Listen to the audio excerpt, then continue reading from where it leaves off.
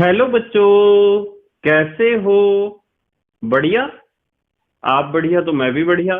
तो देखो बच्चों, आज हमें क्या पढ़ाई करनी है। आज है हमारे पास क्लास 11th का यूनिट नंबर 4 का वीडियो नंबर 15। तो ये यूनिट नंबर 4 का 15वां वीडियो है।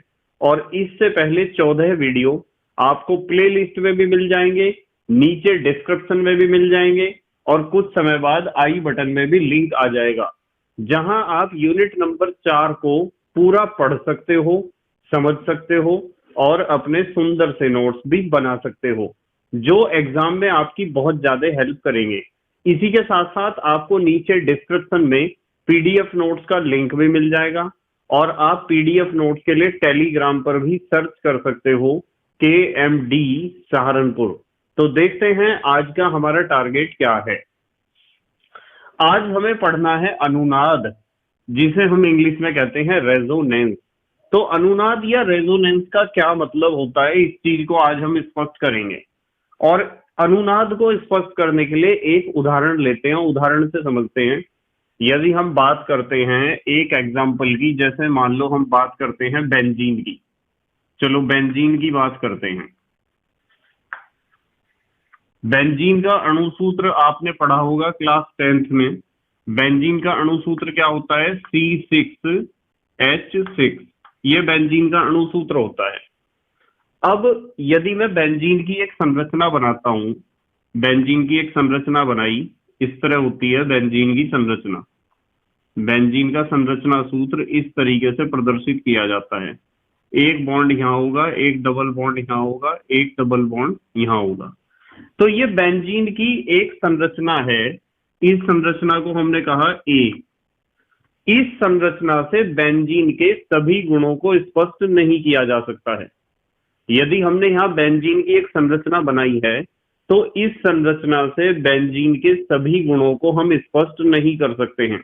कुछ गुणों को तो हम यहाँ स्पष्ट कर पाएंगे इस संरचना के द्वारा, पर बेंजीन के बहुत सारे गुण ऐसे छूट जाएंगे जिनकी व्याख्या हम इन संरचनाओं के या ऐसी संरचना के आधार पर नहीं कर सकते हैं।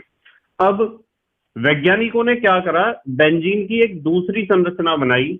इस दूसरी संरचना को देखो, ये भी बेंजीन की ही संरचना है। ये बेंजीन की संरचना है। देखो इसमें भी हमने 3 जगह डबल बॉन्ड बनाए। इस संरचना को हमने कहा बी। अब आप देख सकते हो, यहाँ डबल बॉन्ड है, पर इसमें यहाँ डबल बॉन्ड नहीं है। इसमें यहाँ डबल बॉन्ड है, इसमें यहाँ डबल बॉन्ड नहीं है। ये तीनों डबल बॉन्ड और ये तीनों डबल बॉन्ड अलग अलग स्थितियों पर दिखाए गए हैं। ना तो बेंजीन के सभी गुणों को स्पष्ट किया जा सकता है इस संरचना के द्वारा, और ना ही बेंजीन के सभी गुणों को स्पष्ट किया जा सकता है इस संरचना के द्वारा। पर हाँ, ये बात पक्की है कि यदि हम दोनों संरचनाओं की बात करते हैं, तो बेंजीन के 50% गुण यानी आधे गुण तो इस संरचना द्वारा स्पष्ट हो जाएंगे, और बेंजीन के आधे गुण इस संरचना द्वारा स्पष्ट हो जाएंगे। इन दोनों संरचनाओं को यदि मिलाकर हम एक संरचना बनाते हैं, यानी दोनों का मिश्रण बनाते हैं, तो दोनों का मिश्रण होता है ये। ऐसी संरचना हमें प्राप्त होती है यदि दोनों का हम मिश्रण बनाते हैं। तो ये बॉन्ड कभी तो यहाँ है और कभी यहाँ है, बार बार अपनी जगह बदल रहा है। तो हमने अंदर इसमें क्या बना दिया है, एक गोला इस तरीके से। तो ये जो संरचना सी है, इस संरचना सी को कहा गया है कि ए और बी का मिश्रण है। ए और बी का क्या है? मिश्रण, या मिश्रण को आप संकर भी कह सकते हो, हाइब्रिड भी कह सकते हो। इस संरचना के द्वारा बेंजीन के सभी गुणों को पूर्ण रूप से स्पष्ट किया जा सकता है। बेंजीन के सभी गुणों को ना तो इस संरचना से स्पष्ट किया जा सकता है, ना तो इस संरचना से स्पष्ट किया जा सकता है, पर दोनों संरचनाओं को मिलाकर जो संरचना हमें प्राप्त होती है, उस संरचना के द्वारा या उस संरचना की सहायता से हम बेंजीन के सभी गुणों को स्पष्ट कर सकते हैं। तो ये जो संरचनाएं होती है, दोनों संरचनाएं, वैज्ञानिकों का मानना है कि ये दोनों संरचनाएं एक दूसरे में बदलती रहती हैं। ये इसमें और ये इसमें बदलती रहती है, और इन संरचनाओं को हम कहते हैं अनुनादी संरचनाएं या कैनोनिकल संरचनाएं। और इन संरचनाओं से जो हम संकर प्राप्त करते हैं, ये निशान है कि इन दोनों के मिलावट से या मिश्रण से या संकर से जो हमें संरचना मिली, उस संरचना को हम कहते हैं अनुनादी संकर। क्या कहते हैं? अनुनादी संकर। तो हमें पता चला कि ये जो घटना हमने पूरी पढ़ी, इस घटना को ही हम कहते हैं अनुनाद। इस पूरी घटना को अनुनाद कहते हैं। किस घटना को? देखो ध्यान से समझना, किस घटना को यहां से समझेंगे।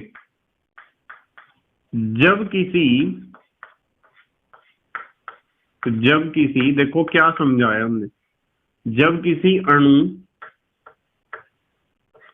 या आयन, ये तो अणु था हमारे पास, आयन में भी आपको ऐसी घटना देखने को मिलती है। जब किसी अणु या आयन के सभी गुणों को, आयन के सभी गुणों को किसी एक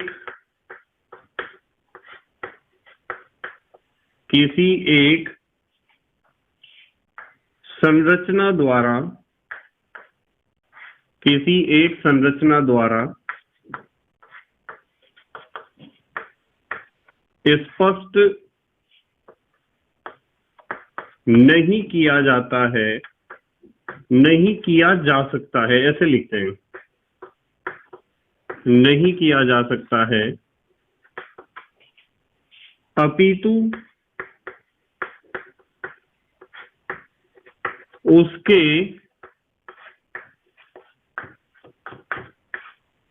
सभी गुणों को, उसके सभी गुणों को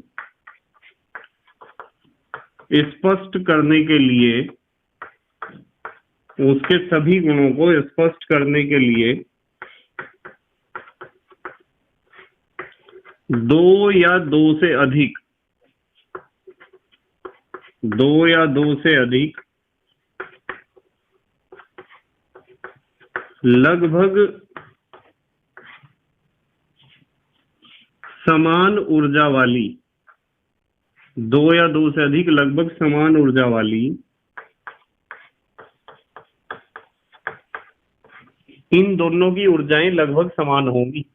ठीक है, दो या दो से अधिक लगभग समान ऊर्जा वाली लुईस संरचना, या केवल संरचना भी आप लिख सकते हो, लुईस संरचनाएं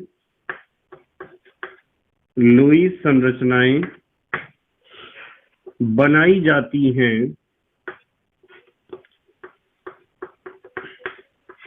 लुईस संरचनाएं बनाई जाती हैं। तो मतलब गुणों को यहां लिखा है कि जब किसी अणु या आयन के सभी गुणों को किसी एक संरचना द्वारा स्पष्ट नहीं किया जा सकता है, अपितु उसके सभी गुणों को स्पष्ट करने के लिए दो या दो से अधिक लगभग समान ऊर्जा वाली लुईस संरचनाएं बनाई जाती हैं। तो इन संरचनाओं को जो लुईस संरचनाएं बनाई हैं हमने, ये वाली संरचनाएं ए और बी, तो इन संरचनाओं को अनुनादी, इन संरचनाओं को अनुनादी संरचनाएं, अनुनादी संरचनाएं, या इनका एक और नाम है या कैनोनिकल,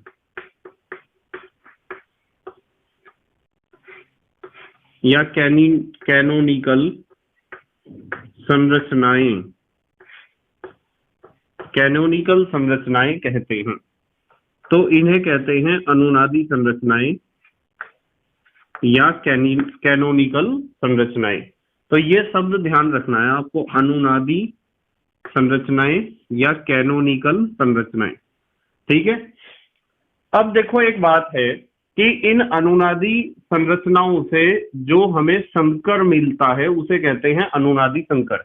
ये जो हमने यहां बनाया है ये अनुनादी संकर है, अनुनाद संकर कह दो या अनुनादी संकर कह दो या रेजोनेटिंग हाइब्रिड कह दो, एक ही बात है। ठीक है, यहां लिख देता हूं इस बात को, अनुनादी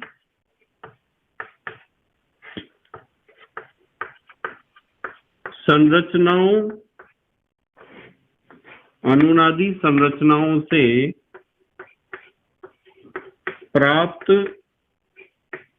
संकर, संकर का मतलब मिश्रित संरचना, इन दोनों के मिक्सचर से, मिलावट से या मिश्रण से जो संरचना हमें मिली है, मिश्रण मिलावट को ही हम संकर कहते हैं। तो हमने यहां लिखा है अनुनादी संरचनाओं से प्राप्त संकर को अनुनादी, अनुनादी संकर, ये टर्म भी आपको याद रखनी है, अनुनादी संकर कहते हैं, अनुनादी संकर कहते हैं। तथा यह संपूर्ण घटना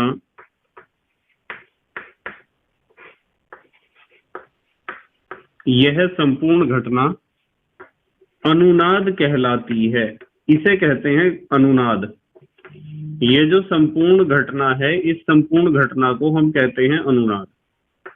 कौन सी घटना? घटना यह है कि जब कुछ अणु ऐसे हैं या कुछ आयन ऐसे हैं जिनके सभी गुणों को केवल एक संरचना द्वारा स्पष्ट नहीं किया जा सकता है, उनके सभी गुणों को स्पष्ट करने के लिए हमें दो या दो से अधिक लुईस संरचनाएं बनानी पड़ती है, और उन सभी लुईस संरचनाओं के मिलने से, आपस में उनके मिलने से एक हमें संरचना प्राप्त होती है जिसे हम कह सकते हैं अनुनादी संकर। और अनुनादी संकर उस अणु के या उस आयन के सभी गुणों को स्पष्ट कर सकता है पूर्ण रूप से।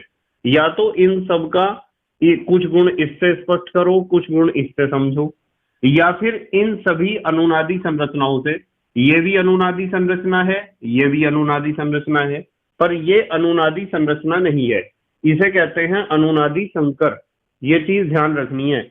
या तो इन सभी संरचनाओं से कुछ गुण इसके द्वारा समझो, कुछ गुण इसके द्वारा समझो, या फिर आप उस अणु या उस आयन के सभी गुण समझ सकते हो, स्पष्ट कर सकते हो एक संरचना के द्वारा, जो उन सभी अनुनादी संरचनाओं का मिक्सचर होगा, और उस संरचना को हम कहते हैं अनुनादी संकर। ठीक है, देखो एक बात ध्यान रखनी है, आपको एक बात बताता हूं, चलो एक हेडिंग लिखते हैं, नोट। ये जो अनुनाद की घटना होती है ना, अभी मैं और भी उदाहरण दूंगा इसके, अनुनाद के और भी उदाहरण समझेंगे। अनुनाद वाली घटना में एक खासियत ये होती है कि जिस अणु या जिस आयन में अनुनाद की घटना हमें देखने को मिलती है, वो अणु या वो आयन और भी ज्यादा स्थायी हो जाता है। तो आपको ध्यान रखना है कि अनुनाद के कारण अणु अधिक स्थायी हो जाता है। यहां लिख देता हूं मैं, अनुनाद के कारण, अनुनाद के कारण अणु अधिक स्थायी हो जाता है।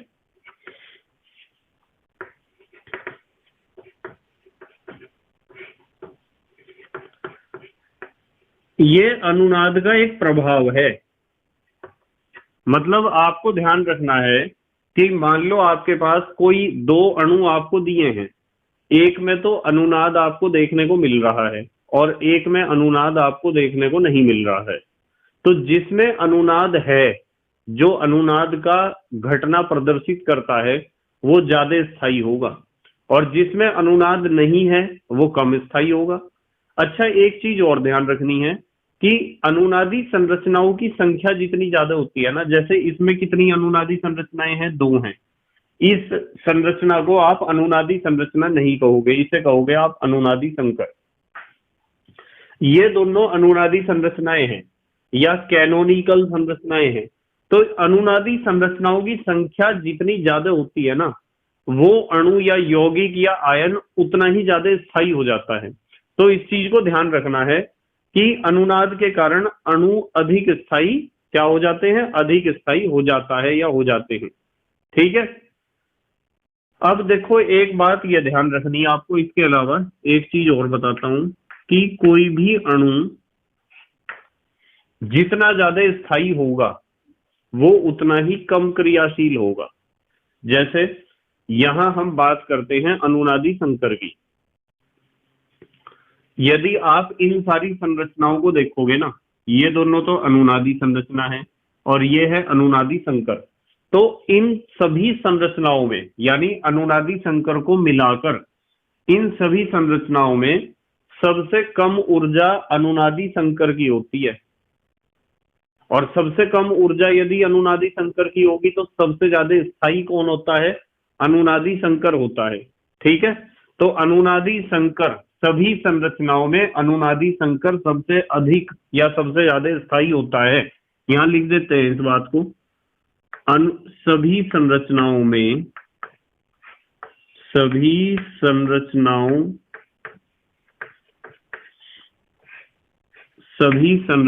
में अनुनादी संकर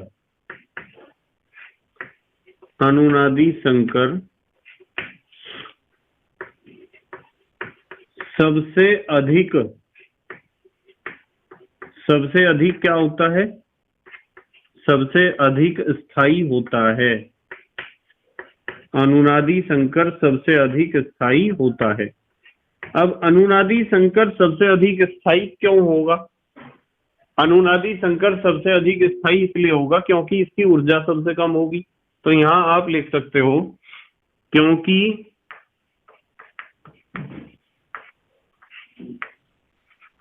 इसकी ऊर्जा सबसे क्या होती है? सबसे कम होती है। इसकी ऊर्जा सबसे कम होती है। तो अनुनादी संकर की ऊर्जा सबसे कम होती है, इसलिए सबसे ज्यादा स्थायी होता है। तो कुल मिलाकर हमने क्या पढ़ा?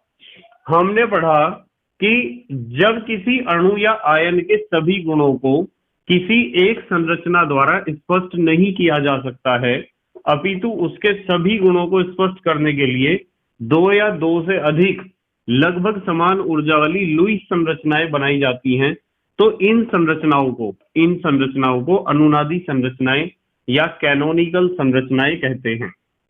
अनुनादी संरचनाओं से प्राप्त संकर को, संकर माने मिश्रण या मिश्रित संरचना, अनुनादी संकर कहते हैं। अनुनादी संरचनाओं से प्राप्त संकर को क्या कहते हैं? अनुनादी संकर कहते हैं। तथा यह संपूर्ण घटना अनुनाद कहलाती है। इस सारी घटना को ही हम कहते हैं अनुनाद। और हमने एक पॉइंट पढ़ा कि अनुनाद के कारण अणु अधिक स्थायी हो जाता है।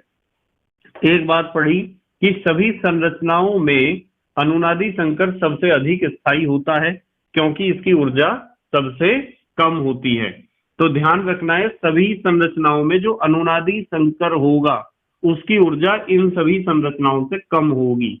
ठीक है, जल्दी से स्क्रीनशॉट लो, कुछ एग्जाम्पल देखते हैं इसके। ले लिया स्क्रीनशॉट? ठीक है। Example number 2। एक एग्जाम्पल तो हमने कर लिया है बेंजीन का, दूसरा एग्जाम्पल देखते हैं हम ओजोन का। ओजोन का अणु सूत्र होता है O3। ओजोन का एक संरचना तो ऐसा होता है, अनुनादी संरचना। देखो, ओजोन का एक अनुनादी संरचना तो ये है। ठीक है, इसे कह दिया हमने A। और एक अनुनादी संरचना होता है ऐसा। ओजोन में 3 ऑक्सीजन के परमाणु होते हैं। इस बार डबल बॉन्ड हम इधर बनाएंगे और उपसह संयोजक बंध बनाएंगे इधर। अब ये दोनों हैं अनुनादी संरचनाएं, ये एक दूसरे में बदलती रहती हैं। अनुनादी संरचनाओं के बीच में हमेशा ऐसा निशान लगाया जाता है, तीर का ऐसा निशान जो दोनों दिशाओं में लग रहा हो। ये संरचना इसमें बदलती रहती है और ये संरचना इसमें बदलती रहती है। अब इन दोनों संरचनाओं का, अर्थात इन दोनों अनुनादी संरचनाओं का जो मिश्रण बनेगा, जो संकर बनेगा, जिसे हम कहते हैं अनुनादी संकर, वो कैसा होगा? देखो जरा ध्यान से, ऐसा होगा अनुनादी संकर। ये एक तो दिखाएंगे हम इसमें पूरा बॉन्ड और एक दिखाएंगे डॉटेड, एक दिखाएंगे डॉटेड बॉन्ड। ठीक है, तो ये होता है अनुनादी संकर C। ये अनुनादी संकर है। ठीक है, अच्छा एक एग्जांपल और देखते हैं, तीसरा example, example number 3। Sulphur dioxide, sulphur dioxide SO2, sulphur dioxide. Sulphur dioxide की भी ऐसी संरचना होती है, एक सल्फर, दो ऑक्सीजन, एक सल्फर, दो ऑक्सीजन और एक सल्फर, दो ऑक्सीजन। अब एक तरफ तो आप डबल बॉन्ड बना दो और एक तरफ बना दो आप कोऑर्डिनेट बॉन्ड। ठीक है, इस बार डबल बॉन्ड इधर बना दो, इधर तो डबल बॉन्ड बना दो और इधर बना दो कोऑर्डिनेट बॉन्ड।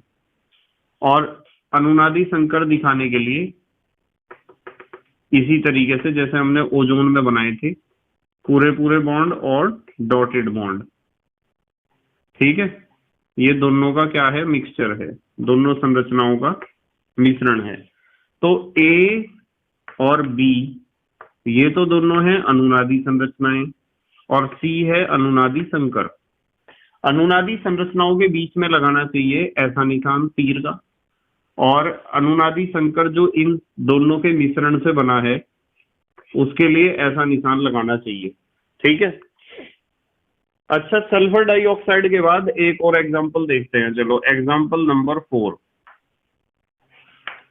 अब हम देखते हैं नाइट्रेट आयन को, क्योंकि आयनों में भी तो मिलता है अनुनाद। ये जो अनुनाद या रेजोनेंस की घटना है ये आयनों में भी तो मिलती है। तो nitrate ion NO3 negative, nitrate ion या NO3 नेगेटिव की संरचना देखो जरा कैसी होती है।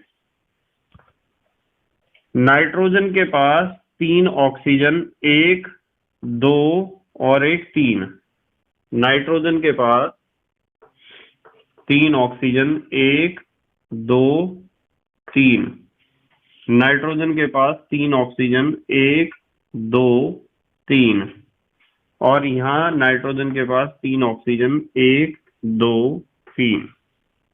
अब देखो NO3 नेगेटिव, तो इसे मैंने ब्रैकेट में बंद कर दिया और यहाँ लिख दिया नेगेटिव। इसी तरीके से यहाँ ब्रैकेट में बंद करते हैं इसे और इसके ऊपर लिखते हैं नेगेटिव, और यहाँ भी हमने इसे ब्रैकेट में बंद कर लिया नेगेटिव, और इसे भी हमने ब्रैकेट में बंद कर लिया और नेगेटिव। ठीक है, अब देखो क्या होता है, एक तरफ डबल बॉन्ड बनता है, एक तरफ सिंगल बॉन्ड बनता है और एक तरफ कोऑर्डिनेट बॉन्ड। क्यों बनता है, देखो नाइट्रोजन के आउटर मोस्ट ऑर्बिट में कितने इलेक्ट्रॉन होते हैं, 5 इलेक्ट्रॉन होते हैं ना। तो 5 इलेक्ट्रॉन हैं इसके पास, तो इसे 3 बॉन्ड बनाने थे। तो 5 1 2 3 बॉन्ड इसने बना लिए, 5 और 3 8। अब ये नेगेटिव चार्ज इसके ऊपर है, जहां सिंगल बॉन्ड बनेगा वहां नेगेटिव चार्ज है। ठीक है, ये नेगेटिव चार्ज इसके ऊपर है जो यहाँ दिखाया है हमने। और जब इसके ऊपर है तो इसके पास नॉर्मली तो 6 इलेक्ट्रॉन होते हैं आउटर मोस्ट ऑर्बिट में। नेगेटिव चार्ज आने की वजह से कितने हो जाएंगे, 7। तो 1 इलेक्ट्रॉन की तो जरूरत है, 1 बॉन्ड की तो जरूरत है, इसलिए इसने 1 बॉन्ड बनाया है। अब नाइट्रोजन के पास 5 और 3 8, इस ऑक्सीजन के पास 6 और 2 8, इस ऑक्सीजन के पास नेगेटिवली चार्ज है 7 और 1 8। अब ये ऑक्सीजन तो बच गया ना, इसे 2 इलेक्ट्रॉनों की जरूरत है और इसका अष्टक है पूरा, इसका आउटर मोस्ट ऑर्बिट कंप्लीट है। तो ये उपसह संयोजक बंध के द्वारा इस ऑक्सीजन परमाणु को 2 इलेक्ट्रॉन साझेदारी के रूप में दे सकता है। ठीक है, तो आप इनकी पोजीशन चेंज करोगे। ठीक है, पोजीशन चेंज करनी है। आप इसे नेगेटिव चार्ज को यहाँ मत दिखाओ, चाहे यहाँ दिखा दो, ठीक है, वैसे बाहर दिखा दो, एक ही बात है। आपको समझ में आना चाहिए कि इसके पास ये जो नेगेटिव चार्ज है वो इसके पास है। ठीक है, इस चीज का ध्यान रखना है। अब देखो, यदि मैं इस डबल बॉन्ड को यहाँ बना दूं, डबल बॉन्ड तो मैंने बना दिया यहाँ, तो ये कोऑर्डिनेट बॉन्ड चला जाएगा यहाँ और सिंगल बॉन्ड यहाँ चला जाएगा। अब एक और रोटेट कर दो, डबल बॉन्ड यहाँ बना दो, डबल बॉन्ड के बाद सिंगल बॉन्ड, डबल बॉन्ड के बाद कोऑर्डिनेट बॉन्ड यहाँ गया और सिंगल बॉन्ड यहाँ गया। ठीक है, तो ये है तीनों अनुनादी संरचनाएं। तो इनके बीच में ऐसा निशान लगना चाहिए और इनसे मिलकर बनेगा अनुनादी संकर। तो अनुनादी संकर में आपको क्या दिखाना है, एक तो दिखाना है रेगुलर बॉन्ड और एक डॉटेड, एक रेगुलर बॉन्ड दिखाना है, एक दिखाना है डॉटेड बॉन्ड, इस तरीके से। तो ये अनुनादी संकर हुआ।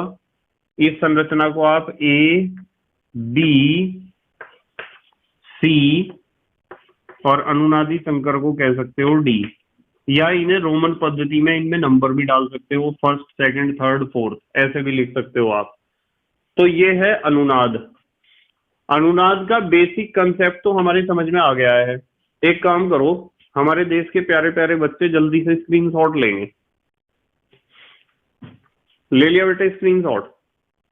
ठीक है। ये ओजोन हमने समझा है और ये समझा है सल्फर डाइऑक्साइड। ये 3 एग्जाम्पल लिए हैं और पहला एग्जाम्पल हमने लिया था बेंजीन का। ठीक है, तो ये तो अनुनाद का हमने बेसिक कंसेप्ट समझा है। इसमें हमने समझा है कि जब किसी अणु या आयन की सभी गुणों की व्याख्या हम किसी एक संरचना के द्वारा नहीं कर पाते हैं और पूरी गुणों की व्याख्या करने के लिए हमें 2 या 2 से अधिक संरचनाएं बनानी पड़ती हैं या लुईस संरचनाएं बनानी पड़ती हैं, और उन लुईस संरचनाओं को हम कहते हैं अनुनादी संरचनाएं या कैनोनिकल संरचनाएं। और उनके मिश्रण से, उनकी मिलावट से, उनके संकर से जो हमें संरचना प्राप्त होती है, जो उन सभी अनुनादी संरचनाओं का मिक्सचर होता है, उस संरचना को हम कहते हैं अनुनादी संकर। और अनुनादी संकर की ऊर्जा सबसे कम होती है। अनुनादी संकर इसलिए सबसे ज्यादा स्थायी होता है और उस अणु के या उस आयन के सभी गुणों को पूर्ण रूप से स्पष्ट करता है अनुनादी संकर। तो ये हमारा बेसिक कंसेप्ट था अनुनाद का। अगले वीडियो में हम डिस्कस करेंगे कि अनुनाद के लिए कुछ शर्तें हैं, कौन सी शर्तें हैं, और अनुनाद के इफेक्ट क्या पड़ते हैं, क्या प्रभाव पड़ते हैं किसी अणु या आयन पर। ठीक है, बस मेहनत और ईमानदारी से पढ़ाई करते रहो, अपने नोट्स बनाते रहो। हैंड रिटन नोट्स सबसे अच्छे होते हैं। ठीक है, तो thank you very much for watching this video. Okay, bye.